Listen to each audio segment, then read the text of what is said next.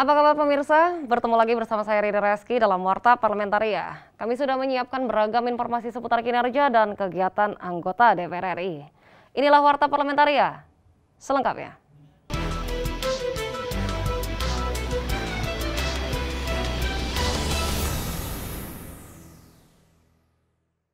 Keputusan Presiden Joko Widodo membatalkan vaksinasi individu berbayar perlu didukung dan diapresiasi. Hal ini menunjukkan pemerintah mendengarkan saran dan masukan dari masyarakat. Anggota Komisi 9 DPR RI Saleh Partaunan Daulay mengapresiasi keputusan pemerintah yang membatalkan vaksin berbayar individu yang disalurkan melalui PT Kimia Farma Diagnostika. Saleh menegaskan bahwa vaksin adalah hak semua orang dan pemerintah tidak boleh membebani masyarakat. Untuk itu Permenkes nomor 19 tahun 2021 terkait proses pelaksanaan vaksin perlu ditinjau ulang dan diubah. Salah satu opsi yang mungkin menurut saya ini yang bisa dilakukan oleh Kementerian Kesehatan adalah merevisi Permenkes itu dengan mengatakan bahwa boleh individu-individu datang untuk divaksin, tetapi nanti untuk bayarannya mereka reimburse ke perusahaan-perusahaan mereka bekerja itu. Jadi ini kan polanya sama, tetapi mungkin bayar dulu sendiri, tetapi nanti itu akan di-reimburse atau diminta bayar kembali dari perusahaan-perusahaan. Saleh menambahkan, pemerintah harus melakukan proses pengawasan jika program vaksinasi mandiri berbayar tetap dilanjutkan untuk memastikan biaya vaksinasi ditanggung oleh pihak perusahaan, bukan sebaliknya dibebankan kepada masing-masing individu. Dengan demikian, Saleh berharap skema ini dapat menurunkan angka penyebaran COVID-19 di Indonesia. Saya kira kan justru harus ada jaminan bahwa dia memang diperintahkan oleh perusahaannya untuk melakukan vaksin. Jadi nanti ada surat juga dari perusahaannya bahwa mereka boleh untuk melakukan vaksinasi di luar dari yang kolektif yang dilakukan oleh perusahaan-perusahaan mereka. Ajib dan Bari, TVR Parlemen melaporkan. Komisi 8 DPR RI mendorong optimalisasi dan pendayagunaan dana zakat selama pandemi difokuskan bagi masyarakat terdampak wabah COVID-19. Mengingat potensi zakat nasional Indonesia mencapai 327,6 triliun dan terus mengalami peningkatan meskipun terjadi krisis ekonomi akibat pandemi COVID-19. Anggota Komisi 8 DPR RI Endang Maria Astuti menyatakan, zakat dapat dijadikan salah satu solusi mengatasi permasalahan perekonomian Indonesia di tengah pandemi COVID-19. Menurutnya, dana zakat dapat didistribusikan untuk penanggulangan dampak COVID-19, baik di bidang kesehatan, pendidikan, maupun ekonomi. Oleh karena itu, peran zakat semakin relevan, sehingga optimalisasi potensi zakat di Indonesia perlu dilakukan agar zakat mampu meredakan dampak yang timbul akibat pandemi COVID-19. Dengan demikian, konsep zakat ini jika diterapkan dengan kondisional kita saat ini, tentunya tidak akan pernah ada masyarakat kita yang kekurangan makan. Endang juga mendorong pemerintah lebih kreatif dan inovatif dalam mengelola dana yang ada, agar setiap kebijakan yang akan diambil dan bantuan yang akan diberikan kepada masyarakat benar-benar tepat sasaran. Di sisi lain, Endang mengingatkan agar data yang digunakan pemerintah sebagai landasan merupakan data yang kredibel dan tidak tumpang tindih. Sesungguhnya memang sangat membutuhkan, tetapi ternyata tidak masuk di PDT. Nah, kita ingin sistem dari Kementerian Sosial ini diperbaiki. Kemudian dari Sulawesi Selatan, Habibi, TVR Parlemen melaporkan. Anggota Komisi 4 DPR RI menyayangkan rencana refocusing Kementerian Kelautan dan Perikanan. Hal ini bisa berdampak pada program-program yang sedang dijalankan KKP. Di Gedung Nusantara 1 DPR RI Jakarta, Alin Mus mengatakan masalah penangkapan ikan secara ilegal atau illegal fishing di perairan Indonesia masih belum tertangani secara maksimal. Hal itu disebabkan sarana dan prasarana yang dimiliki KKP masih kurang memadai dan kurang mendukung. Salah satunya ketersediaan kapal patroli yang jumlahnya belum sebanding dengan perairan Indonesia yang harus dijaga dari tindakan illegal fishing. Selama ini kita melihat anggaran yang sudah diberikan oleh pemerintah 6 triliun lebih itu belum cukup untuk menjadi solusi untuk penanganan bagian dari kelautan dan perikanan. Tentunya Anggota Komisi 4 DPR RI Alin Mus meminta Kementerian Kelautan dan Perikanan mengkaji ulang anggaran yang direalokasi dan memfokuskan kegiatan yang memprioritaskan bantuan untuk nelayan. Realokasi anggaran dan refocusing kegiatan kementerian harus ditujukan untuk membantu rakyat secara tepat dan langsung di tengah pandemi COVID-19. Kita meminta untuk KKP melihat lagi, fokuskan lagi penganggarannya khusus untuk kegiatan-kegiatan yang benar-benar langsung kepada para nelayan. Di tahun 2021, KKP mendapatkan pagu anggaran sebesar 6,56 triliun rupiah. Untuk tahun 2022, pagu indikatif untuk KKP sebesar 6,12 triliun rupiah. Andri, TVR Parlemen, melaporkan. Jangan kemana-mana pemirsa, karena kami masih memiliki banyak informasi lain dalam Warta Parlamentaria. Di antaranya datang dari DPR RI, dorong pemerintah pusat evaluasi kebijakan PPKM. Setelah jeda berikut ini.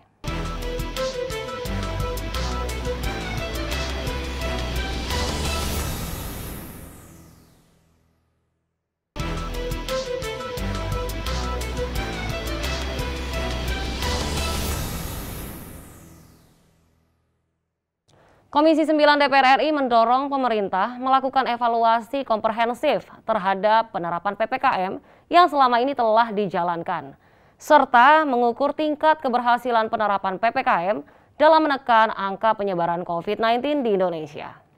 Anggota Komisi 9 DPR RI Saleh Partaunan Daulay mengatakan, evaluasi kebijakan PPKM darurat diperlukan untuk mengetahui efektivitas kebijakan pemberlakuan pembatasan kegiatan masyarakat di masa pandemi.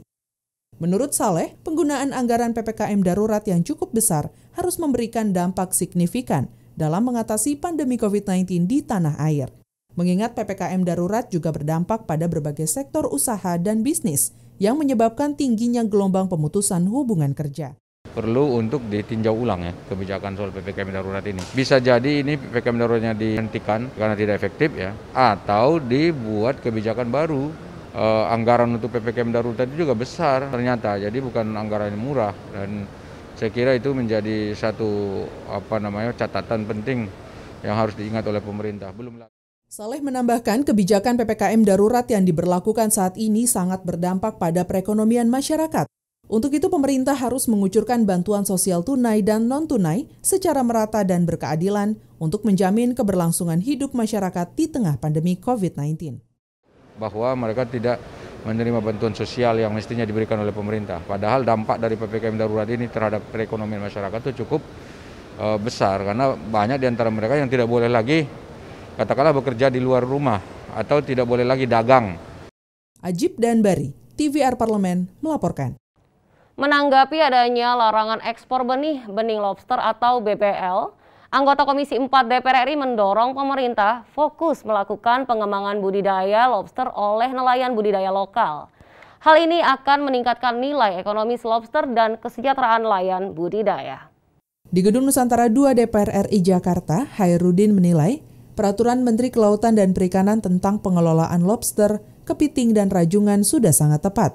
Ekspor BBL tidak membuat nelayan budidaya mendapatkan keuntungan, padahal BBL memiliki kualitas yang sangat baik. Jika BBL dikelola dan dikembangkan nelayan lokal, kemudian diekspor, akan meningkatkan pendapatan nelayan dan pemasukan negara. Jadi apa yang kita dapat, apa yang kita jual tidak sesuai pengembaliannya. Berhitung kita banyak ruginya bagi negara, banyak ruginya bagi rakyat kita. Benar nelayan itu berpenghasilan, tapi tidak maksimal di harganya. Rendah harganya. Anggota Komisi 4 DPR RI Hairudin juga meminta KKP mengalokasikan anggaran untuk program budidaya benih lobster. Nelayan budidaya perlu diberikan pelatihan dan modal yang memadai untuk melakukan budidaya BBL dengan efektif. Selain nantinya bisa menghasilkan lobster berkualitas tinggi dengan harga terjangkau, juga bermanfaat untuk pemenuhan gizi masyarakat. Budidaya lobster kita ekspor indukan kita. Negara ini dirugikan. Dan nelayan kita juga dirugikan. Tidak bertambah signifikan dari sisi penaikan nilai tukar nelayan kita. Meski dalam Permen KP nomor 17 tahun 2021 melarang ekspor BBL, namun tetap memperbolehkan penangkapan BBL dengan jumlah ketentuan. Hilman dan Rian, TVR Parlemen melaporkan. Memaknai Idul Adha dengan semangat berbagi kepada sesama di tengah pandemi COVID-19, Sekretariat Jenderal DPR RI melakukan ibadah kurban.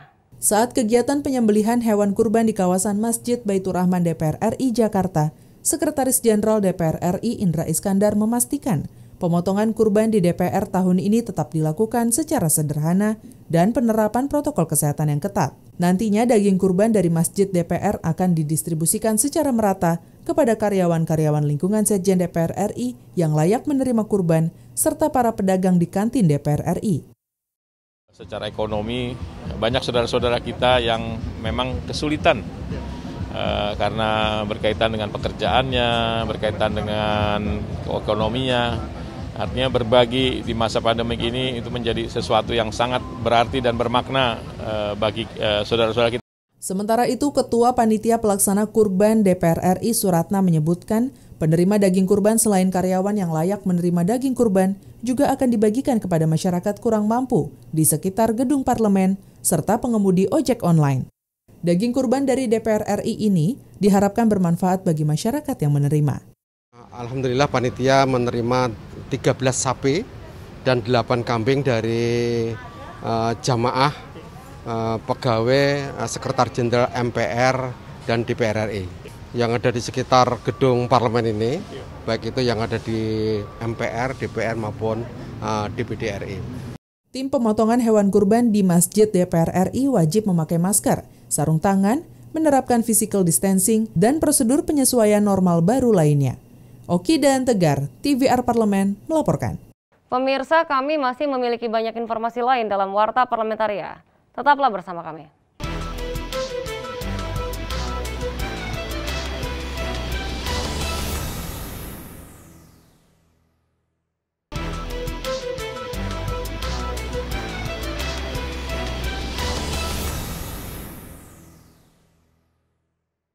Dipimpin Wakil Ketua DPR RI, Sufmi Dasko Ahmad, Satgas lawan COVID-19 dan Pemulihan Ekonomi Nasional DPR RI meninjau pembangunan rumah sakit modular milik Rumah Sakit Pusat Pertamina atau RSPP. RS modular untuk pasien corona ini terletak di kawasan Taman Anggrek, Tanjung Duren, Jakarta Barat. Rumah sakit modular untuk pasien COVID-19 ini terletak di kawasan Taman Anggrek, Tanjung Duren, Jakarta Barat. Sufmi Dasko Ahmad menyatakan DPR RI mengapresiasi pembangunan rumah sakit modular khusus penanganan pasien COVID-19 yang dibangun dalam waktu relatif singkat dengan progres yang signifikan. Selain itu, Dasko memaparkan rumah sakit modular nantinya dapat memenuhi kebutuhan pasien sebanyak 200 kamar ICU dan 118 kamar perawatan non-ICU. Kita meninjau kesiapan Rumah Sakit Moduler 3 khusus COVID yang dibangun oleh Pertamina dalam waktu yang singkat di lahan total seluas 4 hektar yang baru dipergunakan 1,5 hektar. Sufmi Dasko menambahkan rumah sakit modular ini akan efektif digunakan dalam waktu 2 minggu ke depan dan secara bertahap dapat menerima pasien COVID-19. Selain itu, menurutnya ada hal menarik dari desain rumah sakit modular, diantaranya yaitu banyak kaca untuk melihat suasana keluar gedung rumah sakit. Ia meyakini desain ini dapat mengurangi tingkat stres para pasien. Dalam waktu dekat, saya pikir dengan kerja yang cepat sudah bisa dimanfaatkan. Dan yang lebih menarik bahwa desain dari rumah sakit ini, desainnya itu ada kaca keluar, jadi ada pohon, dapat matahari, sehingga orang walaupun perawatan COVID bisa mengurangi stres lah kira-kira begitu. Zikri dan Denus, TVR Parlemen melaporkan.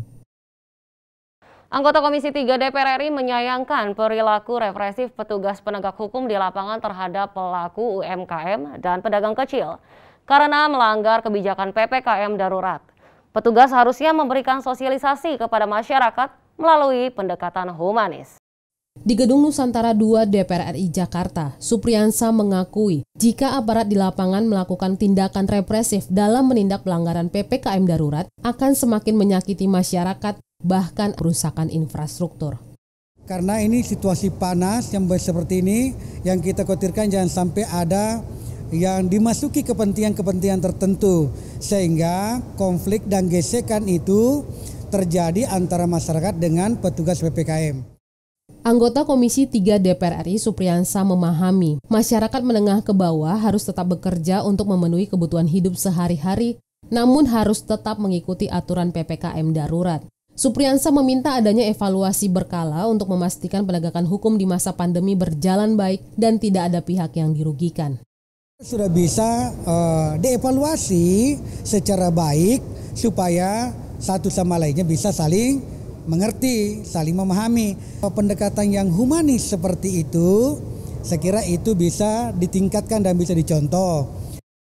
Selama PPKM darurat, sejumlah pelanggaran yang masih ditemukan adalah masyarakat yang tidak memakai masker, kerumunan atau kegiatan masyarakat yang melebihi batas ketentuan, serta pelanggaran oleh restoran ataupun tempat makan. Amita dan Dodi, TVR Parlemen, melaporkan. Demikianlah beragam informasi seputar aktivitas DPR RI yang sudah kami susun dalam Warta Parlamentaria. Saya Rini Reski beserta kerabat kerja yang bertugas undur diri. Terima kasih atas perhatian Anda. Sampai jumpa.